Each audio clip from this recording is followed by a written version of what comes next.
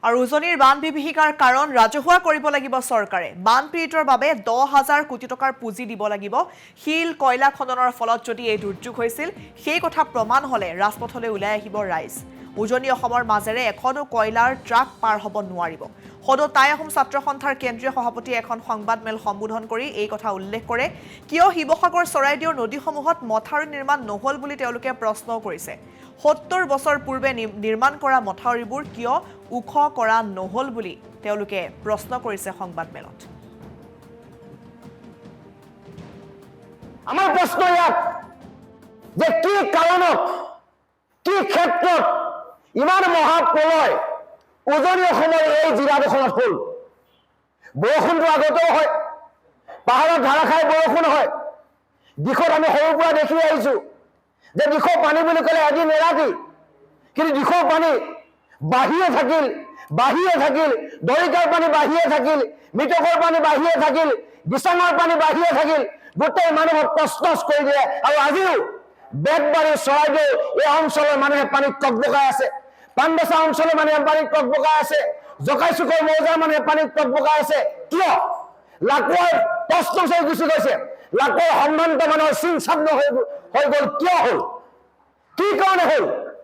তাক আমাৰ প্ৰশ্ন এটাৰ উত্তৰ লাগিব যে চৰকাৰী গাফিলতি ক'ত?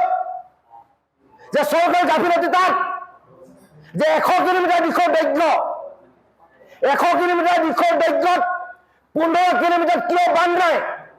কিয় মথাউৰি আজিলৈকে বনোৱা নহল? কিয় 1950 চনৰ পৰা 60 চনলৈকে বনোৱা এই মথাউৰিবিলাক আজিলৈকে ওখ কৰা নহল? কিয় মথাউৰিবিলাকৰ বহন ক্ষমতা অত্যাধিক কৰা নহল? কিয় ইমানত কোটি কোটি টকা খৰচ কৰা নহল? এই প্ৰশ্নবিলাকৰ উত্তৰ লাগিব।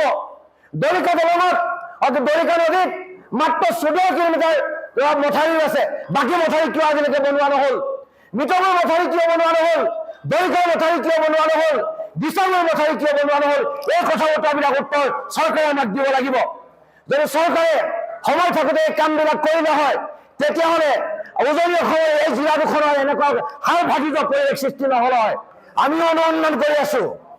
যদি নগালেণ্ডত কয়লা খননৰ কাৰণে, শিল খননৰ কাৰণে যদি এনেকুৱা দুৰ্যোগ নামি আহিছে, মই কম আমাক লাগিলে গুলিয়াই মাৰিলেও মাৰিব, জেলেৰে পথাৰলৈ পঠিয়াব, কিন্তু ৰাইজৰ স্বাৰ্থত, জনসাধাৰণৰ স্বাৰ্থত উজনি অসমৰ প্ৰতিটো প্ৰান্তৰ ৰাইজক কৈছো, যদি চাইণ্টিফিকেলি প্ৰয়োগ হয় যে নগালেণ্ডত শিল আৰু কয়লা খননৰ কাৰণে এই পৰিৱেশ হৈছে, তেতিয়া সমগ্ৰ ৰাইজ ওলাই আহিব।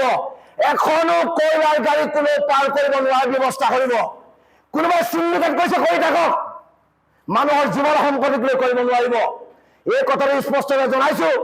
অসমৰ মুখ্যমন্ত্ৰীক স্পষ্ট বাৰ্তা দিছো, 10,000 কোটি টকা আপুনি যদি আমাৰ উজনি অসমৰ এই জিলাডোখৰলৈ প্ৰেৰণ নকৰে, ৰাইজ নিগমে মৰিব। আপুনি আহক, চৌখি ৰাইজৰ অৱস্থা। আমাক পাৰ্মানেণ্ট চলিউশ্যন লাগে। আজি পইচা দিছে, আজি সাহায্য দিছে, অহা কালিলৈ কি হ'ব? আকৌ যদি বান হয় অহা বছৰ, তেতিয়া উজনি অসমৰ এই প্ৰান্তবিলাকত কি হ'ব? এই কথা বতৰাবিলাক আছে। গতিকে সেইকাৰণে কৈছো, খুবৰে কৈছো, আক্ষেপেৰে কৈছো, কাৰণ দুখ আছে।